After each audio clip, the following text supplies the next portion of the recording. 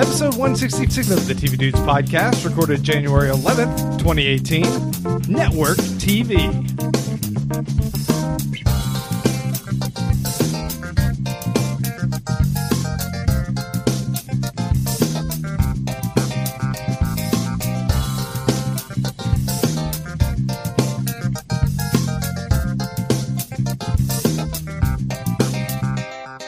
All right, guys, it has been, we haven't even talked about network TV since 2017. That's because most of it's hot garbage. Wait, networks? Those are still a thing? I guess so. You mean like the things you watch on Hulu?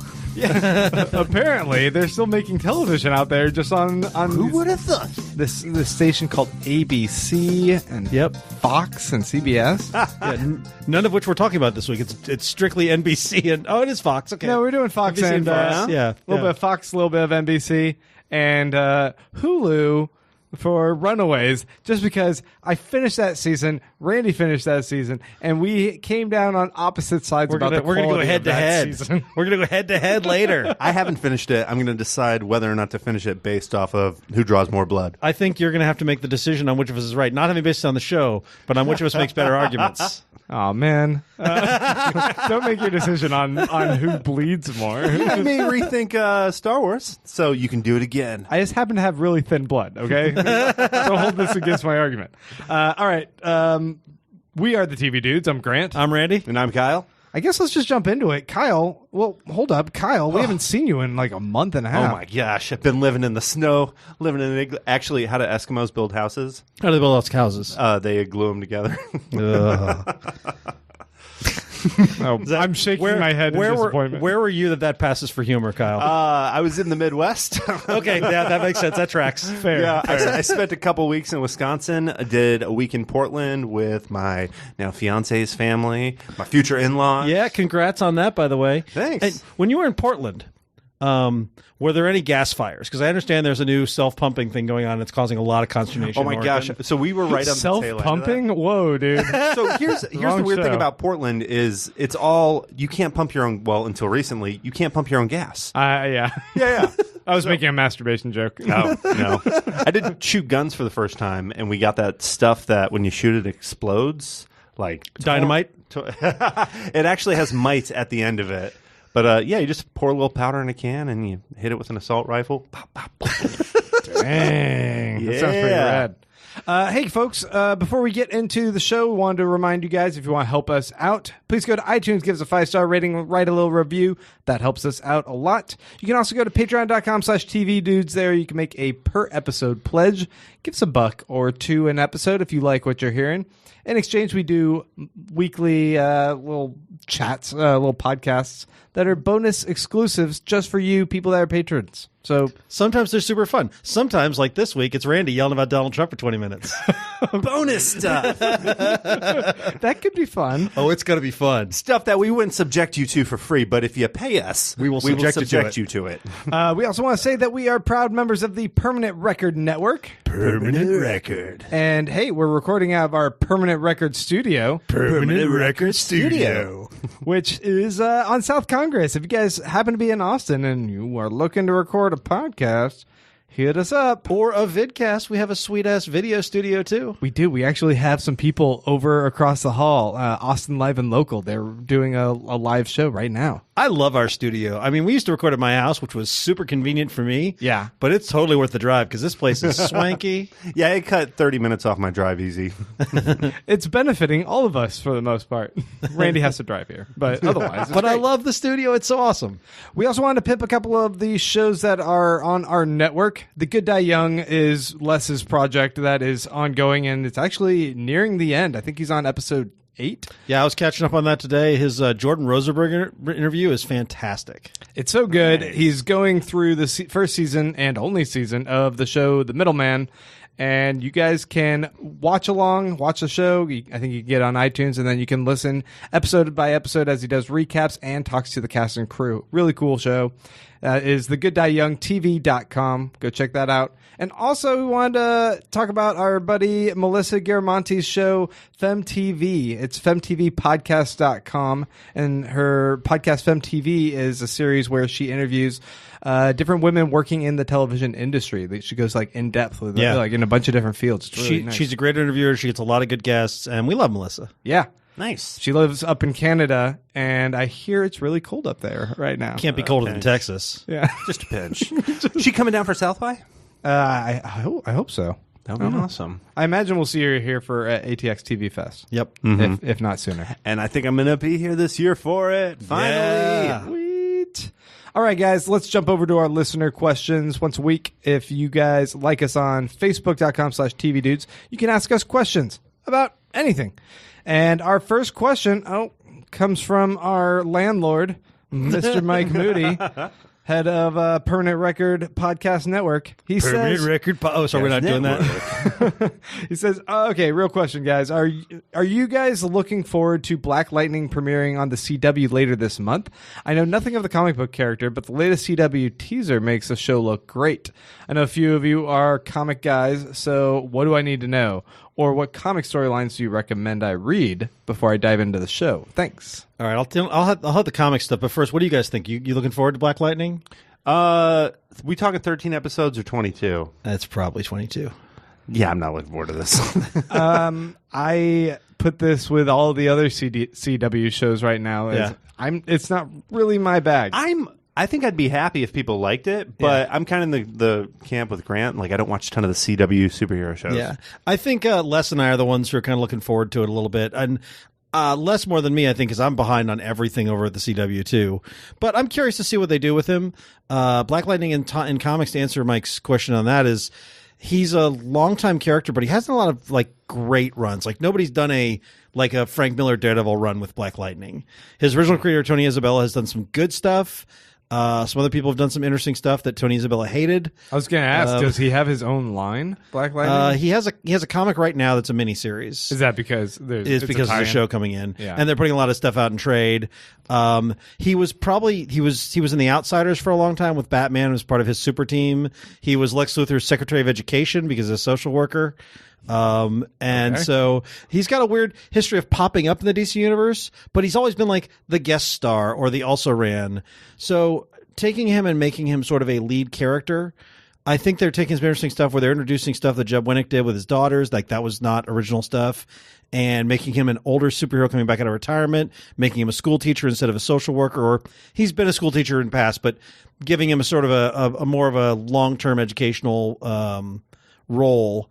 I think that CW does a good job of taking these characters and making the most interesting versions of them. They did it with Flash. They did it with Supergirl. I'm not going to say they did it with Arrow because Arrow's had better comics, but I don't know if there's any comics I would point you to. Maybe Black Lightning Year One that just came back out. But in general, I'm looking forward to seeing what they do. While you're spouting off Black Lightning facts, sure, it totally feels like you're reading off something, but I can confirm for the listeners, no, you have all this information in your head. It's all in my head. I find that remarkable. Remarkable's a word. Sad is another. That's what I was thinking. Kyle Volti says, hey, TV dudes, Happy New Year. And Happy New Year to you, Kyle. What resolutions do you wish TV creators would make?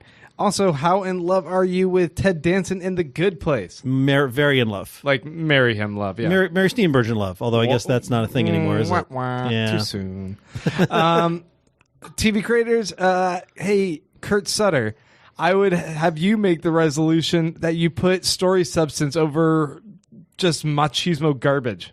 How's that? Yeah. Hey, Greg Berlanti and whoever's running Arrow, no more Ollie and Felicity lying to each other. How about that?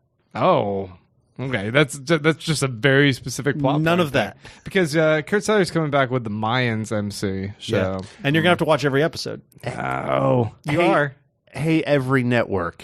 I want next season to see some pilots that have an episode 2 with an entirely different cast and an entirely different story premise. Because here's the fact: you're greenlighting too many shitty pilots. All right, if you're gonna have shitty shows, at least make us think you're trying to make them better. Like, learn from your pilots. Fair. Hey, Marvel, fix your TV. Please. Zach McLernan says, so the synopsis for the final season of The Americans has dropped, and it looks like it'll jump forward again to the Gorbachev years and show an increasingly divided KGB and Elizabeth and Philip on opposite sides. With Oleg moving pieces behind the scenes, what are your thoughts, and who do you think will make it out alive or even to the end of the USSR? I'm a season behind on The Americans. I watched 2 episodes of the last season. I need to catch up now. That's on Amazon Prime. Me too. But now I find that since it's coming to a close, I really want to catch up on it. So I don't know where they are. I don't know exactly where everything is, but I think I would like them to make it out alive. I don't know how likely it is. I want them to become full-on Americans who like go on the run and just witness protection or whatever, or just start a whole new life somewhere else. Yeah, I can see that. I don't think with all the crimes they've committed they can do witness protection, but probably not. But I mean, mobsters get witness protection, so maybe. And then they could do Americans, the second version of the Americans, where they're in witness protection, and all their old enemies are coming to get them. Ooh. Yeah. That's the thing. If you don't kill them, the show never ends. So if you want to end your show, you have to kill somebody. You have to kill them. That's true. Yeah. Jonathan Huffnagel says, Dear TV dudes, I miss the 90s. Do you miss the 90s? If our favorite TV shows of today had breakfast cereals, what would they be? Breaking Bad with blue meth berries, Game of Thrones with house marshmallows, Silicon Valley Tech Crunch. For the record, I want all 3 of those cereals right now. That's pretty brilliant. Also, what brand TV shows, I wonder, would make odd animated spin-off series for Saturday morning cartoon shows? I still remember the weird Stargate Infinity, which had little to do with either the movie or TV series. So, same rules of in-brand name only can apply to this logic. It's Always Sunny in Philadelphia, the teen years. Oh, man. Or Always Sunny in Philadelphia Babies. Oh, there you go. I mean, Watchmen hasn't come out yet, but Watchmen Babies would still be hilarious. to Yes, me. yes, it would. Or we could do Tiny Good Place Adventures. Let's see. Other animated spin-offs. I'm trying to think Or of cereals. Or cereals. I'm trying to think of the shows that I watch. I feel like Westworld cereal. There could be something for Westworld cereals. Maybe it's like Wagon Wheels and Ennui. Robots. You could do like a David Simon cereal that's just like Pimpin' Crunch. It just tastes like Captain Crunch, and that's it. And the box is full of educational details about the 70s. Yeah. STD. You have to read the box and figure out a code before you can open the box. The Deuce comes with like condoms and like that's your toy prize. That's the prize. They are wrapped. They can go inside cereal. But I wouldn't trust them. Look, Mom, we got balloons.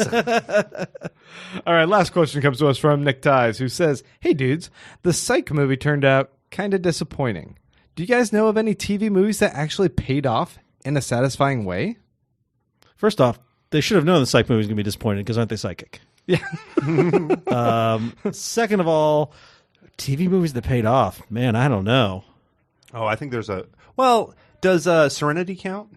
Oh, yeah. I mean, it was an actual movie, but that's the best example of it. Yeah, that's probably... I can't think of one that gets better than that. I don't see any reason why we would have to work harder than that. That was great. Yeah. I really like the Brady Bunch Christmas episode, though. Or like that, because it was kind of like a mini movie. Brady Bunch did have movies that finished out, didn't they? Yeah, I not think the so. movies that were in the movies, but like they did some like movie-length episodes. Yeah, That's yeah. fun. But Kyle, you already said Serenity. Kyle's got it. Well, Serenity and that's Brady the Bunch. best one, but... That's the one.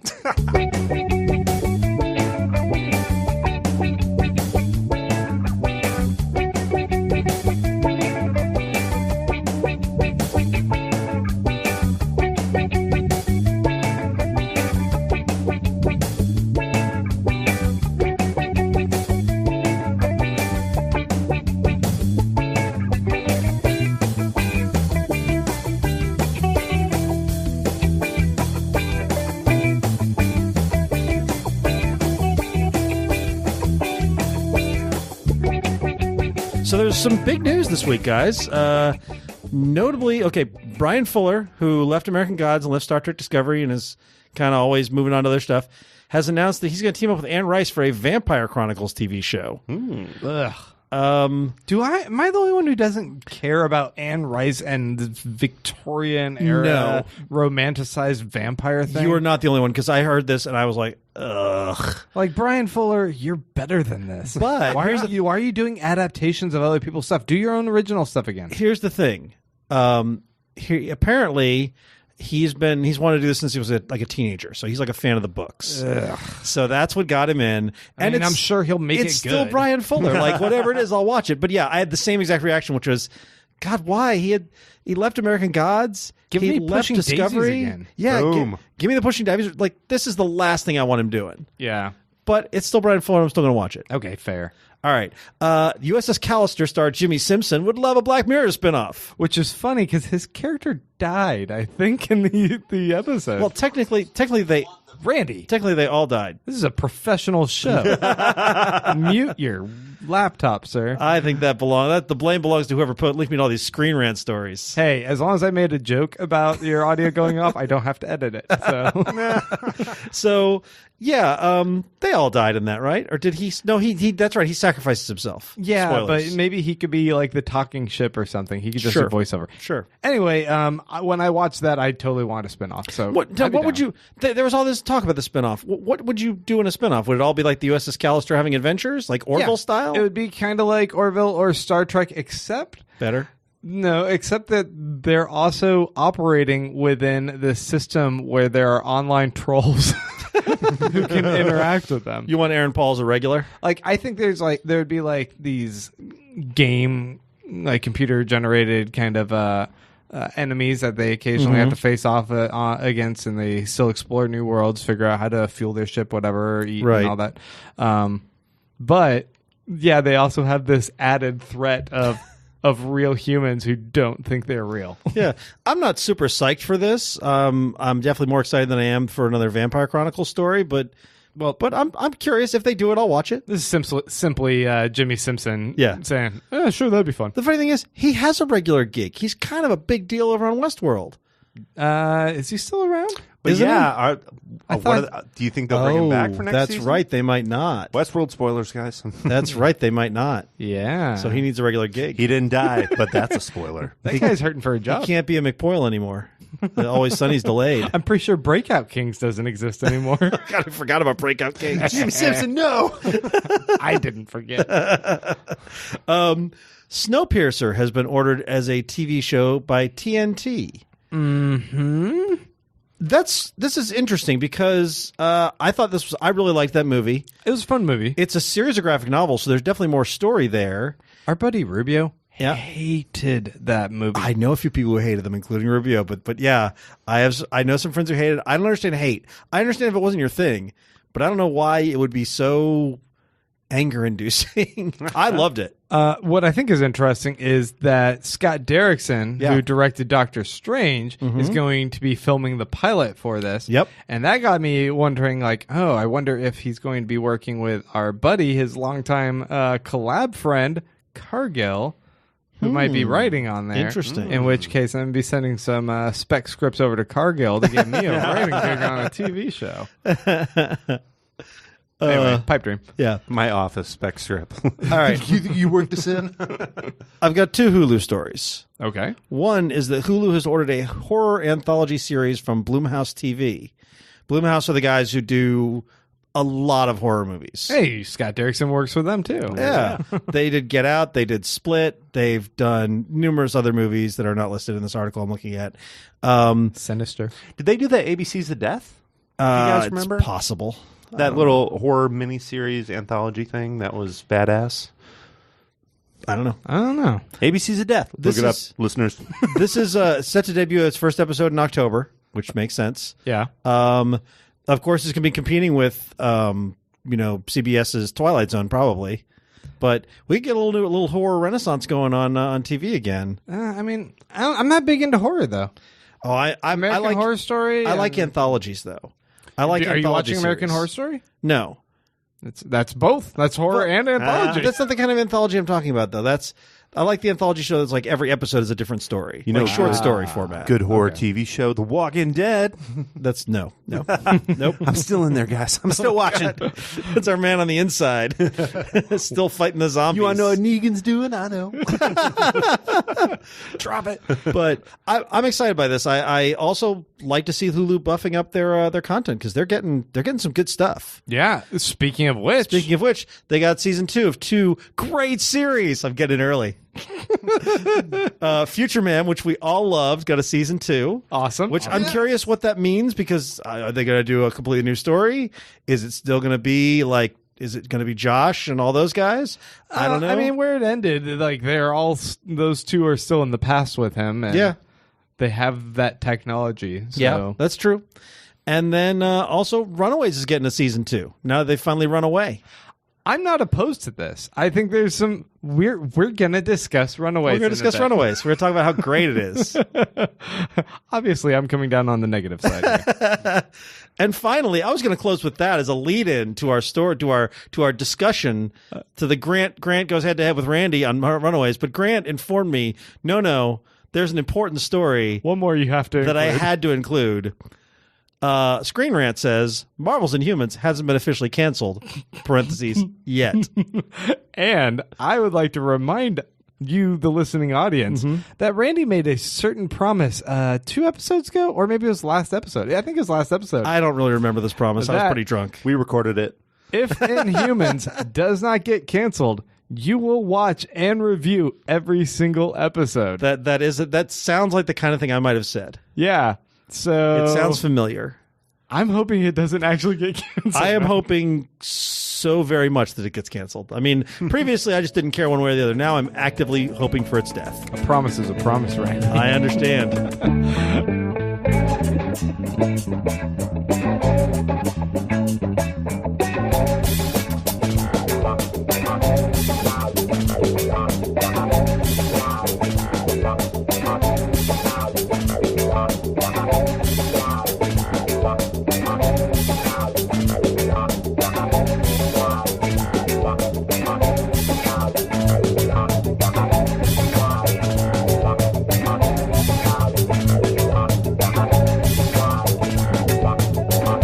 Okay, so we had a plan here to discuss our comedies first and then jump over into our dramas. But Randy was a little bit impatient. He really just wants to get our after-school brawl over with. I want to get this Runaways dust up off. I don't like when there's conflict in the room. It throws off our feng shui. You don't like the tension. So I like the tension. Runaways just concluded its 10-episode first season on Hulu, and I was loving this show through episode 7. I thought it was actually really solid writing. I like the character development. There are some little problems I had here or there. But I would say right around episode 8, 9, 10, the writing took a shift, and I thought the quality dropped. Everything got a little bit absurd, and I just stopped liking the show. That's interesting because I've been watching this episodes weekly. Like I've been really enjoying this show, and I didn't notice a notable shift in the episodes. There was nothing where I'm really curious to hear what it was that sort of put you off, because whatever it was flew by me. Okay, so first off, I think the episode 8 is when they have what's his name, the evil mean dad gets shot, mean scientist dad. Yeah, Victor Stein. Victor Stein, Spike. Yep. So he gets shot, and suddenly what could have been a realistic scene between all of the parents actually having to grapple with this relationship they have with this guy and a reticence to want to do anything to save him, but at the same time knowing that their children's life is on the line if they fail to do so. Instead, they get really squabbly and petty, and it becomes like the tone is shifting back and forth between them, like making jokes and trying to toss each other into the ring. Like, you sacrifice your life. You're like, to the point where lives don't even seem to matter.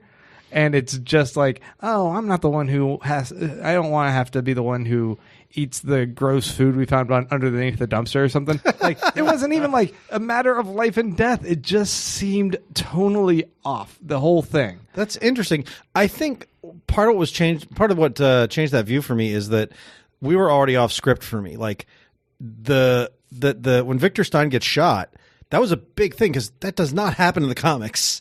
Like I was like, whoa. And then they're all arguing about who's going to die to bring him back. And I'm like, I don't know where this is going. So I was really enthralled because I had no idea where the story was going.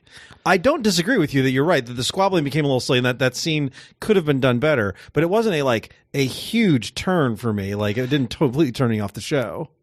I felt like up until that point, the show has done a pretty good job of managing a teen drama that has a lot of soap opera elements. And, you know, it's a superhero show, sure, but it's a soap opera teen drama without it coming across as juvenile.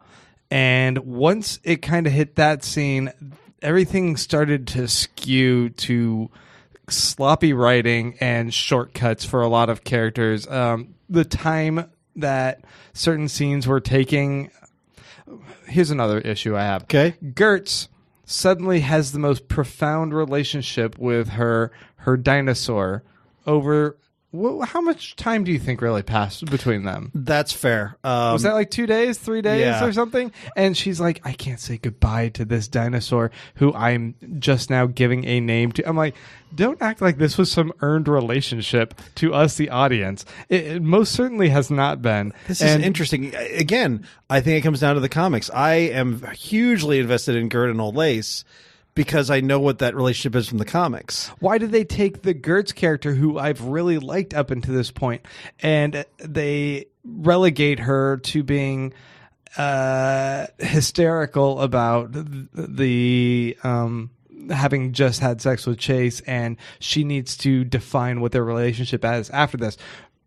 During the situation where they're desperately trying to quote unquote save the world. That was a bad scene. That was a bad scene. It's bad for him. It's bad for all of us that might have tried to invest in that relationship. Yeah. There was no call for it, and it's just insulting when they do that. But they do that consistently with all the characters. On the other hand, Girl smiling the whole time when they do that cornball face off against evil Jacob, dude. Like she's all happy because she's glowing. But I'm like, wait, are you guys fighting against to save your lives, or is it cool because you have a cool glow trick? I think that's two things. One is I think when she has her power, she gets a sort of a euphoria kind of effect from it. I think that's what's going on with that. She doesn't have to smile though, but situationally. But I think that's what it is. I don't think that I think it's almost like she's on drugs when she has that power going. Like she's floating a little bit, and physically they also and mentally. have time for a huddle while they're facing off. And the other you guys thing, run and I'll distract. The other thing is that I think they're, and you're right, it's clumsily done, but I think they're trying to point out that she's like the optimist, happy one in this whole group, and so she's kind of enjoying having her powers. Gert, that was Gert's first time, so she had a traumatic relationship. She's gonna have a strange reaction to it. That's a big thing in a girl's life. Also, Old Lace has a mental link with Gert. They haven't gone into it in the show too much, but the reason she's so attached to it is they have sort of a psychic link to each other. Now, I will not debate they have not gone into they that could have in done the a better job with it. I do think that they wound up, for all that they sort of stretched the first 7 episodes, they did rush through 8 through 10.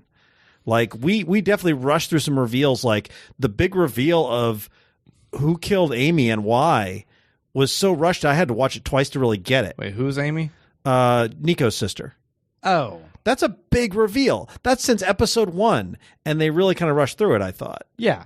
And there's a lot of things that I think they rushed through because they wanted to get to the big runaway scene. They wanted to get the actual premise of the show. The literal Runaways scene where they slow-mo run down an alley. I liked that. Made me want to vomit. I liked that. I liked that. I mean... You and I have different levels of acceptability of superhero cheese. Like corny-ass scenes, they have that... all of them acted so...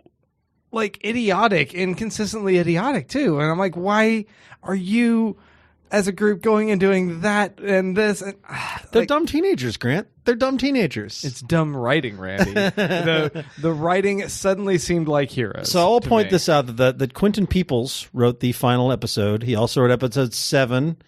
So he's not a guy who came in all of a sudden and ruined everything. I was looking at the writers to see, like, did they bring in a bunch of new writers? And there are different writers on episodes 8 and 9. What was the deal with the drill?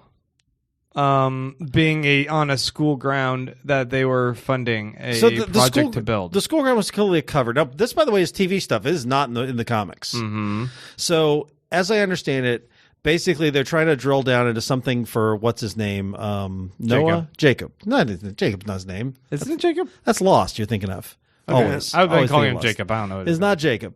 Jonah. Jonah. Jonah, who's clearly an alien and has some kind of weird agenda. I think they're digging for something he's looking for, and that the whole school thing is a cover. Like, it's just a cover to have that Sure. set. But they also justified this whole thing with building a gigantic drill Yeah. in this site, and no one knows what's going on. Nobody knows what construction equipment looks like. Okay. I don't.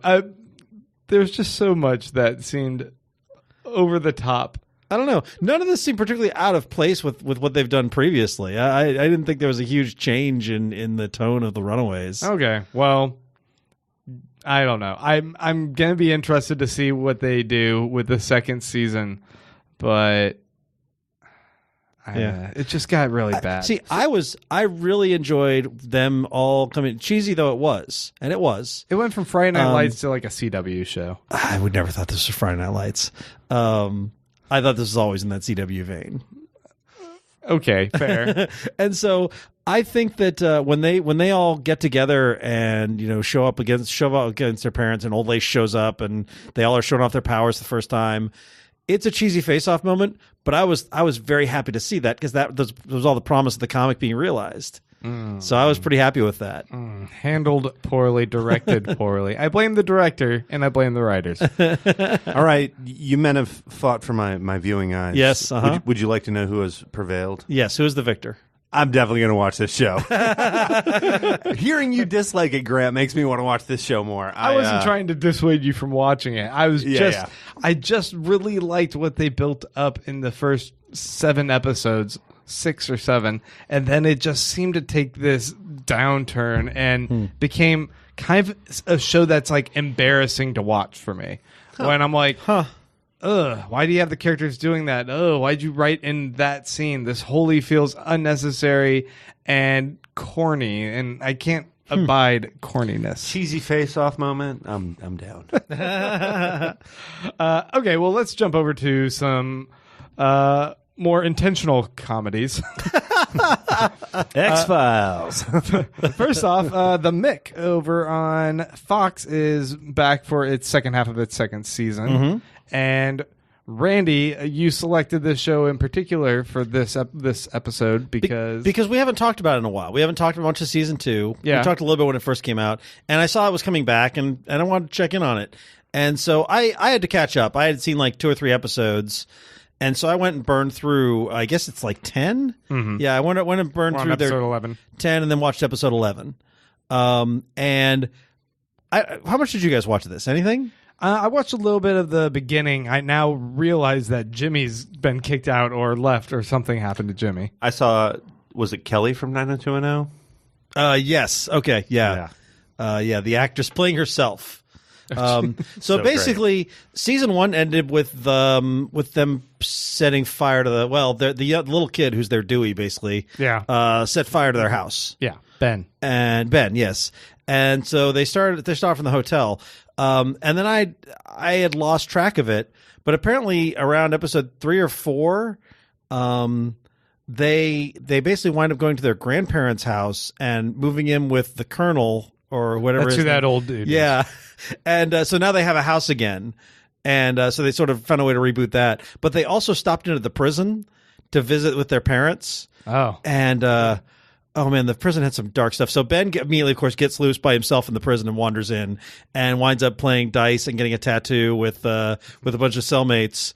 Meanwhile, Jimmy takes Chip to go see their dad, who has had all his teeth knocked out because his cellmate says he doesn't need them anymore. Oh. And his cellmate comes by. You think they're just leaving it at that, and then his cellmate comes by and like kisses him on the ear and tells him we'll see him later. And we actually see that clearly he has been made a cell bitch, and that plays hilariously into what goes on with Ben.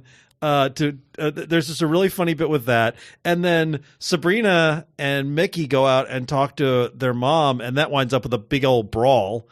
And that prison episode was fantastic. Jeez. It was so good. So the most recent episode is when what's Sabrina? Sabrina has her Yale interview, and so she's trying to avoid it because that's just in her character, Sure. and she does LSD. She does LSD, and then Mickey does too to help her. Yeah. Somehow. And the two of them tripping through the school was hilarious. It was really good. Also, they bring in Flula Borg, who's a German comedian, to play the German teacher, and that was super funny. Yeah. I like it. She's like, they're aliens. That was really, really funny. I just really like this show. I think Alba, their former housekeeper, who's gone a little wild since they sort of she's become part of the family. Yeah. That's been really funny. It has such and It's Always Sunny humor to it. It just carries through in all of them being just like selfish degenerates. Yeah, and I'm very impressed for a network show how well it carries it. It also feels a little bit like, the Married with Children kind of thing. I was trying to think. There's another show I was going to compare it to, but the rich people behaving badly, Arrested Development a little bit too. Yeah, like it's got all those elements to it, and I mean we've known since Always Sunny that Caitlin Olsen was great, but they've surrounded her with some great people and also young actors. Oh, Malcolm in the Middle. That's the other thing. Ben is such a Malcolm in the Middle type. Oh, but yeah. They've definitely managed to find the young actors that work here and can be funny and not feel like they're underacting or overacting. Definitely. I love this show. Yeah, it's really, really funny. And we don't talk about it a lot, but it's definitely it's on my favorite comedies list. All right, well, let's jump over to L.A. to Vegas on Fox. This has 2 episodes out. Brand new comedy that takes place on a plane that's constantly running between LA and Vegas. And the stewardess and pilot and the wacky gamblers who go there every weekend to go gamble all their money away.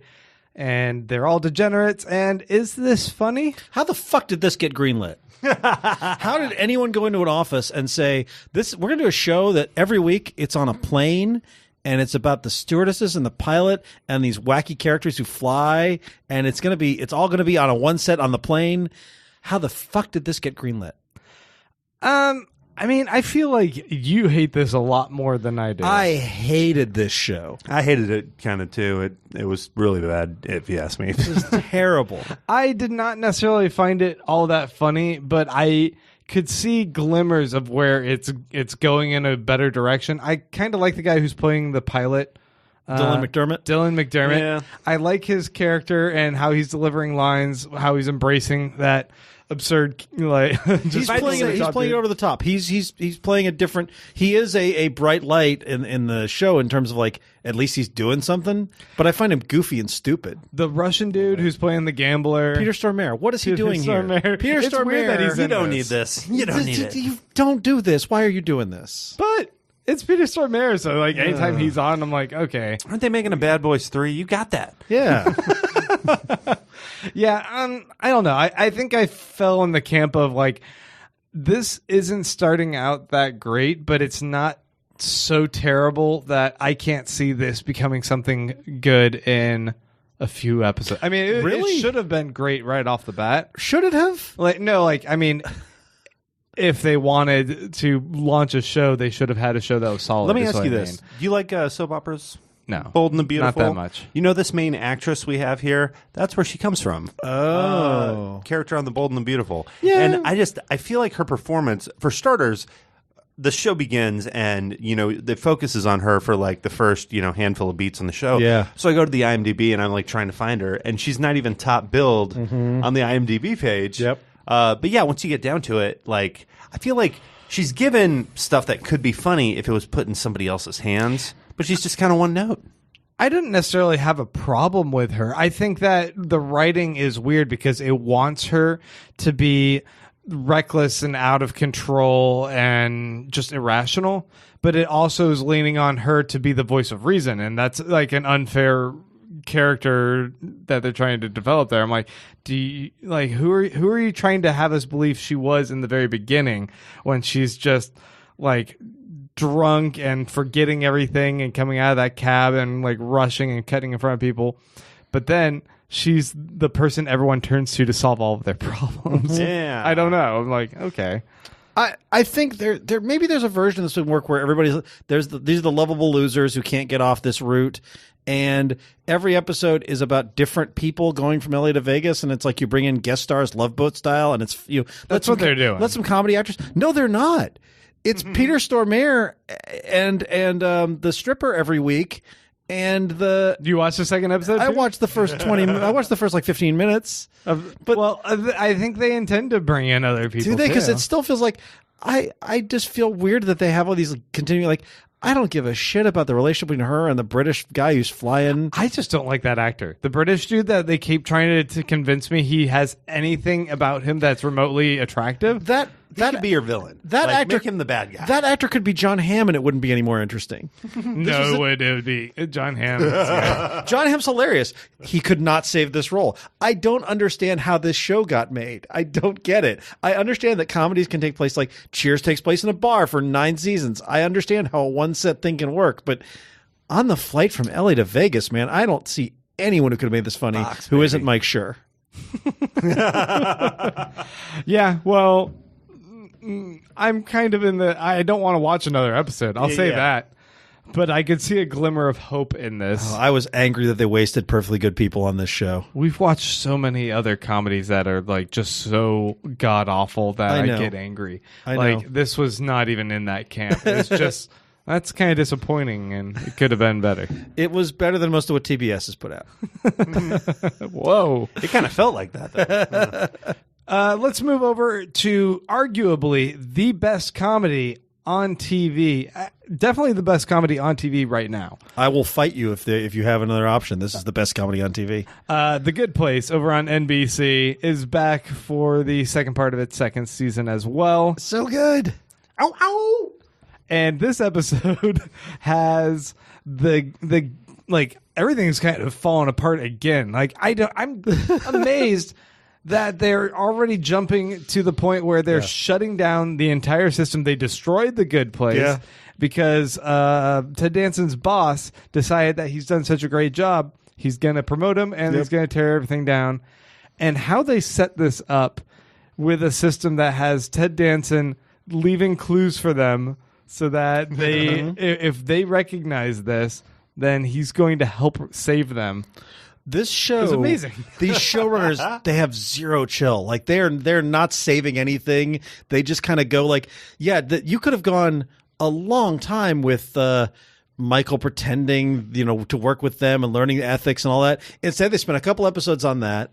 And then it all gets blown up, and now they have to figure out whether Michael's working with them or not. Like it's so and that's good. what a lesser show. That's what they would do. We'd have a whole other season, where it's just them working with Michael, and then we get to the end, and he'd turn and he'd be bad again or something. And it'd be funny. It'd probably be funny. Yeah, but they don't do that. They're like, oh no, we don't need that. If this was our last episode, what would we do? It is so uncharacteristic to watch a comedy and not know what they're going to do next week. Yeah.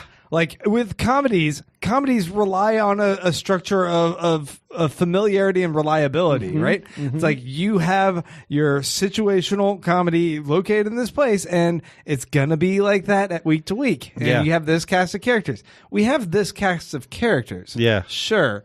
But they are destroying our location. They're destroying the premise over and over and over again. They are making us question everyone's relationship to each other and constantly. And not only do they have the story stuff where we're like, what's going to happen to the story? So that's interesting. You're also watching a show that's hilariously funny on a regular basis. Like I laugh out loud at this show all the time. So the episode we just saw, that they just came back from. They're like, maybe by the time we release this, they've already aired the second episode of part 2 of the season. Right. But I'm still wondering, like, what did they do? I don't know. Like, they hid under the train tracks. Yeah.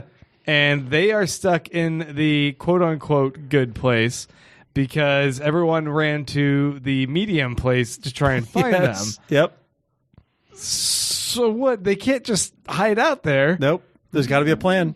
By the way, And they have Janet. I love that part where she's like, here's a couple duffel bags of cocaine and a sex robot. yes, Good old Derek. good old Derek, man. There's a wind chime down there. That Make this guy, work. that guy's the best. We'll make it work. And also, I think that it's interesting that like they do a little bit like the introduction to the notion of that a roast is like this is what demons create as a good time, and that they use the roast. It's funny, it's cruel, and it's also full of like clues. Like that's just really good writing. When to Danson, when Michael's like, actually, I left you like 7,000 clues. I'm It's glad you just got- that I figured you guys are dumb enough. You weren't going to get all of them. Yeah. It's an evolution of what they did on Parks and Rec and Brooklyn Nine-Nine, where they're constantly destroying the premise. Like Parks and Rec was all about, Leslie eventually moving up the political chain and all that kind of stuff, and the relationships. Like they were always messing with stuff. And, But that was slow. and like April and Andy getting married and all that kind of stuff. Like they would jump ahead to things that most shows would drag out forever. And then Brooklyn Nine-Nine, they always do like a big thing at the end of the season where somebody goes undercover or, Holt and Jake go into witness protection. They like to upset the apple cart, but on a scale that is nowhere near the scale they're doing here. So I feel like they keep scaling up. Given how fast they're going, I imagine we're moving. It seems like a show that's desperate to get all the plot they can while they are not sure they're going to get renewed. And I'm wondering how soon we're going to see A Good Place. We've already got a season 3 renewal, right? We do. So- but they wrote a lot of this before they knew that, I'm Yeah. sure. Yeah. And they're anticipating, they might not get a season 4 if they even get it now that they got the season 3. I feel like British shows do this all the time, where it's like 2 seasons, 3 seasons, Yeah. and out. Yeah. And it works fine for them. Some of my favorite shows are 2 or 3 season shows. Well, and I'm for this. I love the idea of write your show as if it's going to end. You can always find more story. Like Kyle said earlier, unless everybody dies, you're going to be able to do the story. And in this one, everybody's already dead. So I'm wondering, like, if we see A Good Place, do you guys think that The Good Place looks like the version that Michael modeled to some degree? No, it's going to look nothing like they're going to be something very strange in their good place. it would be really funny if they get to the good place and they find that because they aren't good, the good place is kind of like the bad place to them. Yeah, it's just terrible. Like they don't even enjoy it anyways. Yeah.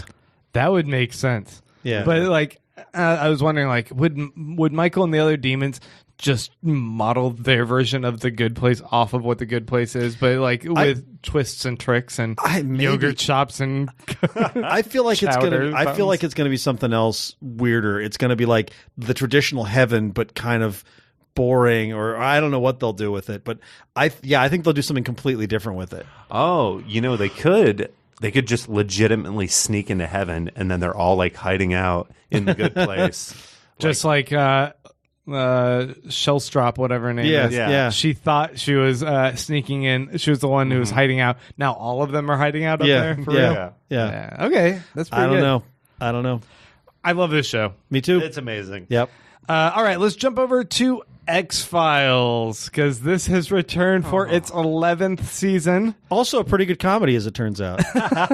This was terrible. Yeah, it was pretty bad. It's funny you mentioned the thing about the comedy, because the piece of hope is that episode they did last season, which I guess was like 2 years ago. Darren Morgan's episode, the one that had the Reese Darby as the Yes. Lizard Man dude. Which it was kind of a comedy. Reese Darby? That was Reese Darby. And it wasn't good? It was good. No, it was good, but it was the like only good episode of the season. Only good episode of the season. Well, that's the thing. X-Files was at its best. We all remember it as like, the conspiracy episodes, and we all want to, how we find out who the Smoking Man was and what the government conspiracy was and what do they know about aliens.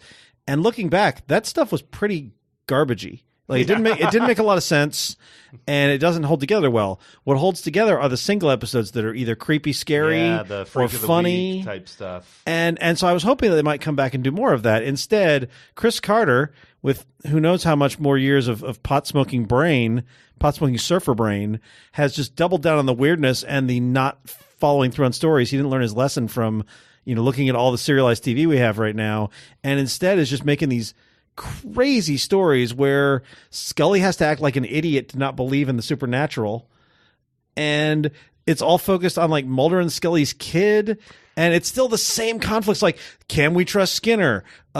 What's the cigarette smoking man up to? I'm like, guys, you've been doing this for 20 years. You're so bad at this. I can't believe you even followed that much of the story. Like, I was constantly being lost. For starters, and we're just going to get into spoiler territory, the last season ends with a UFO floating above them as they are in a traffic jam on a bridge, and the whole beam me up scene. Yeah. Mm-hmm. This season starts, we get like a brief flashback of that, and they're just in like a totally other situation. Yeah. Mm-hmm. Like, and there's nobody says anything about it. There's a plague that's been unleashed because the cigarette smoking man's going to kill off most of the population for I don't know what the fuck's going on. How are you following this? Yeah, it's And just so disjointed. Also, I don't know what show Chris Carter thinks he's making, but this is not 24. I don't know why there were 3 goddamn car chases in an hour-long episode of X-Files. I noticed that too. And it's like heavy product placement. Like, I got to go to the grocery store. yeah, you know what? I drive a Mustang. I love my Mustang. I don't need Fox Mulder to drive a fucking Mustang. That is not right. I also found a little strange. Fox Mulder should be driving an old beat-up car. But it's literally like, I got to go. Like, him talking on a cell phone, him in a really mundane car chase. Yeah. He gets somewhere, nobody's here. I'm going to talk on my cell phone some more. Then he's going to get in his car, going to car chase somewhere else. It's like, what if 24 had aliens and made less sense? This was terrible. But we still haven't gotten any good aliens, which... No. That's also, all we want. They have all these weird, like, they have a dude who's like this bad guy who's working with cigarette smoking man. He's like his burly protector. And I'm like, you couldn't have used like an alien bounty hunter or something to make that cool. Instead, it's just some dude. Yeah. The tools to make X-Files cool are there, but they need to be taken out of their creators' hands and given to someone who knows what to do with them. And I can tell you, David Duchovny don't give a shit. Oh, yeah. He's No, that just guy's like, not I'm care. getting paid. What Yeah. do you want me to say? Sure, let's do it. Yeah, I'm not going to watch this show. It's terrible. Don't watch it. But a show I do watch and I talk weekly about is Star Trek Discovery, which just came back for Chapter 2 of Season 1. Yeah. Dun, dun. I already talked about this. What did you guys think? So, first of all, I want to give another shout out to the Star Trek Discovery Pod on permanent record. Yeah. 'Cause I listen to that episode. I listen to that every week on Monday. I'm always excited to hear what you guys had to say. And the crazy thing is, I thought the Vok theory was insane. I thought the Vok theory was coming out of Grant, who had never seen Star Trek and knew the technology doesn't work that like that in Star Trek. They don't do body modification, all that kind of stuff. I thought that was crazy. I didn't originally come up with the Vok theory. But you were championing it. I thought yeah. you were nuts. And as it became clear that was true, now it all seems possible. So every theory you guys throw out now, I'm like, my first reaction is like, that sounds crazy. I'm like, it's probably true. So where do we lie on that? Because I'm not caught up on Star Trek Discovery Pod. We found out in this episode that the bones were crushed. So are we thinking maybe those aren't his bones? No, I think Vok. I think they basically modified Vok to make him Ash, and then they put the Ash personality on top. That So it's seems really like Vok because they underneath. said he couldn't find an underlay using the what they call it, the Manchurian test, which I loved. That was a great reference. But there's scarring over every single organ of his, Yeah. to the point where I'm like, okay, so they did turn Vok into this other guy and then overlaid an Ash personality. Yeah, they turned a Klingon into a human and then put a human personality on top of him. But the human still thinks he's there. It's not supposed to be real. which is why he has super strength and Yeah. breaks necks. Oh man, when they did that, What? I did not see that coming. Oh, did you see the episode? No, he Oh, hasn't yeah, I've seen it. Oh, okay, yeah. you did. Yeah. I literally I was watching it and I yelled no at my TV. I was so shocked and so distraught. So Shannon did that exact same thing, and just a moment later I said, we got multi-universes now. We're good. He's going to be back next episode. Oh man, I was like no. But it goes to a that great moment. very disappointing trend, the trope called bury the gays. Yes. In which any gay character you can't have for too long because you have to kill them off. They're always expendable. But one of the showrunners who's gay addressed that and said, yeah, we're not doing that. But they did it, and anyone who's not also actively following or going to stay tuned for the next episode to get an answer is left once again seeing the gay characters who actually had a very well-developed relationship with each other. One of them die like that, and it's... I understand the resistance to that, but I think that in this case, for one thing, like I say, I think he's got covered because the showrunner is openly gay. He does not have an anti-gay agenda. And also the actor is gay. Like they are not just, but I think that he made a good point in the post-show interview where he talked about you have to be able to, you can't have these characters protected in a way where you can't go places with them. And that moment led up very, very realistically. Like the doctor was trying to explain a thing. He was getting close to something dangerous. He told the wrong person. Like I thought that moment made a lot of sense. I think maybe that information you have and, knowing the person you're like, I did have to suspend disbelief to think that, I would tell this. Like, I wouldn't go, hey, Grant, did you know that you have a thing in your head that's going to make you want to kill me? Like, if you think about it too much, you might want to kill me. So don't kill me or anything. What are you doing? Did you hear what I said? I see the reaction, the backlash to it, and I think to a certain extent it's still warranted because they went into they don't paint themselves into a corner, and that's the only plot point they need to go in that direction. Right. And if there was, there's other ways to handle and manage it even within the same episode. Yeah. If they wanted to also kind of have that safety net, it is a tired and sad trope that continues to happen, and until next week, we don't know how they might remedy that. But let's be for real. He's coming back, right? The actor? Yeah, we already know he is. A multiverse version of himself. Either the mirror universe version or something else. But the thing is, and I don't disagree with you. But it kills that relationship if he doesn't come back. Maybe so, right? We don't know exactly what's going to go. It's true. On. We don't know. Well, there was also the doctor on the other ship who now he could be alive in this universe. Yeah. I mean, my complaint is only informed by precedent. Yeah.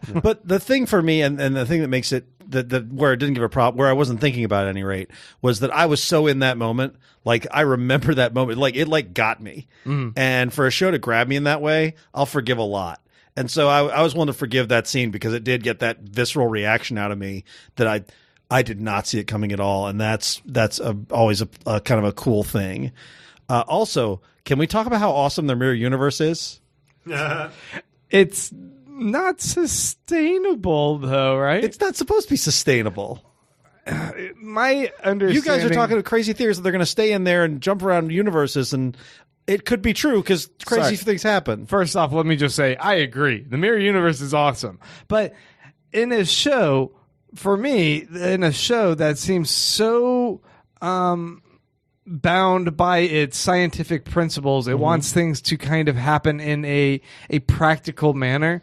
To have an alternate reality where all of the same people who are operating in a lot more of a selfish and ruthless fashion would still be the same individuals who rise to power as the one that has these altruistic ideals, that those same people would cross paths in the same way. None of that is in any way believable to me. But they're not crossing paths in the same way.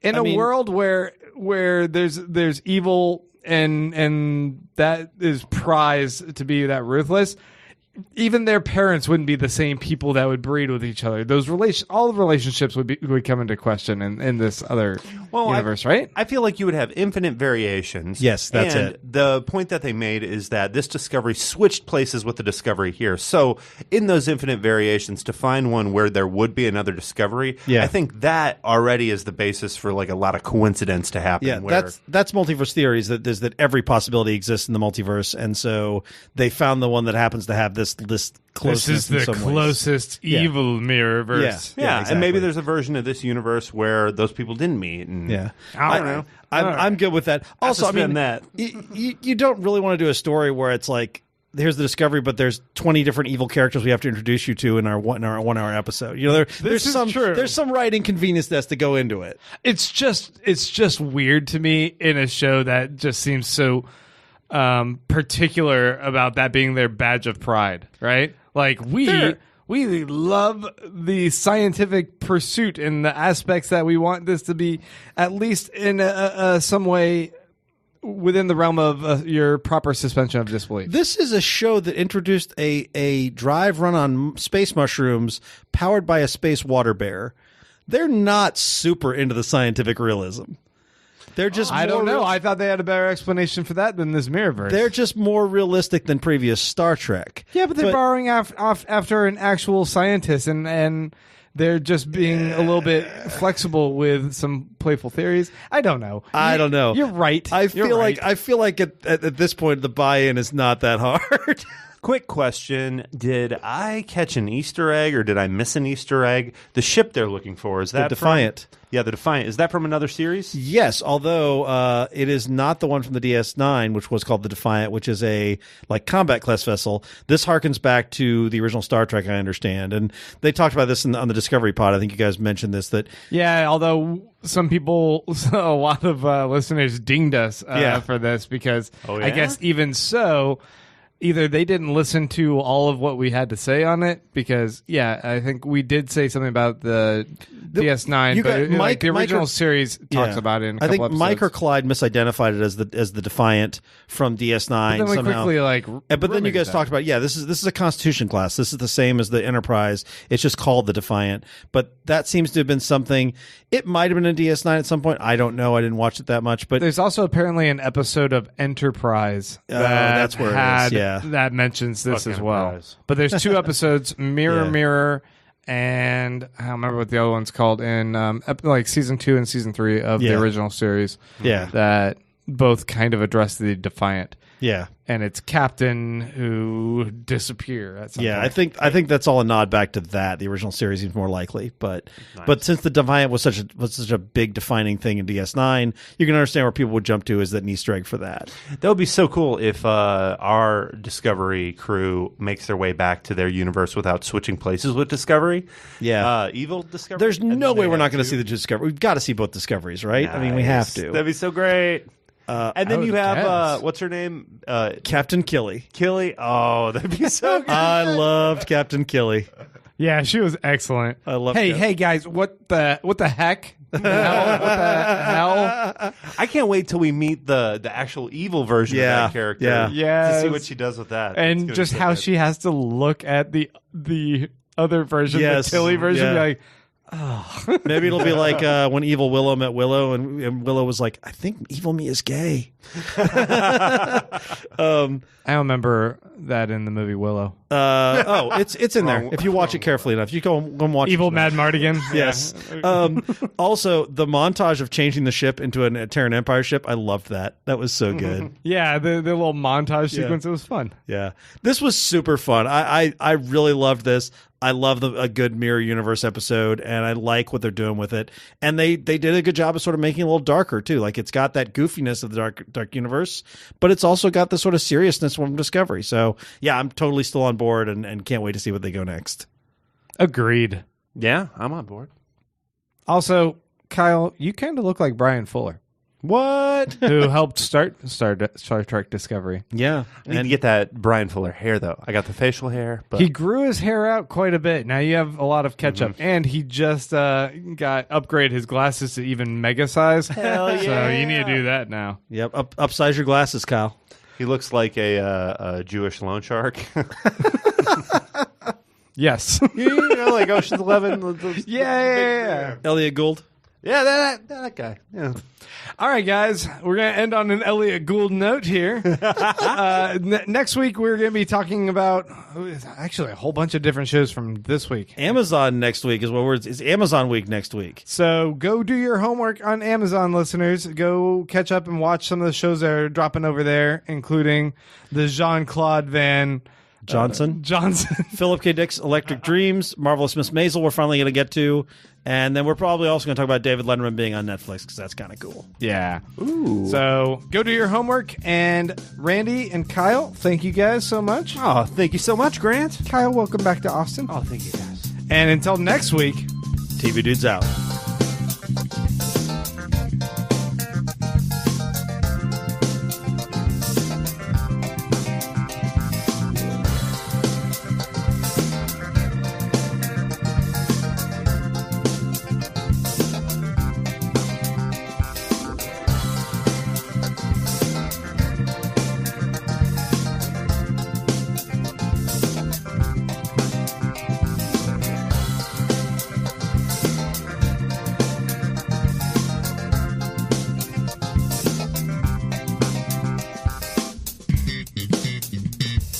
The TV Dudes is an independently run podcast and a member of the Permanent Record Podcast Network. We are exclusively listener supported. If you'd like to help us out, please go to patreon.com/tvdudes. You can like us on Facebook and Twitter at TV Dudes, and help us out on iTunes by giving us a 5-star rating and writing a review. To find out more about us, go to thetvdudes.com and permanentrcrd.com. I'm Grant Davis. Thanks for listening.